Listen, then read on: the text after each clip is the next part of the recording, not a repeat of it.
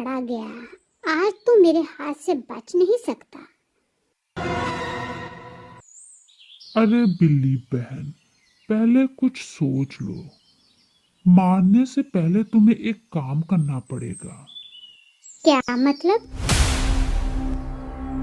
देखो, मैं इतना तेज भाग सकता हूँ कि तुम्हें मुझे पकड़ने के लिए पहले वर्जिश करनी पड़ेगी। हाँ, मैं वर्जिश क्यों करूं? ताकि तुम फिट रहो।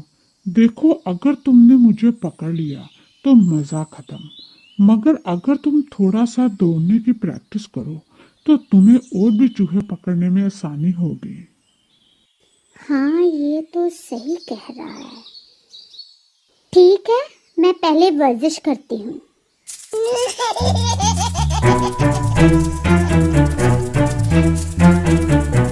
अरे, मुझे चालाकी से बेवकूफ बना दिया।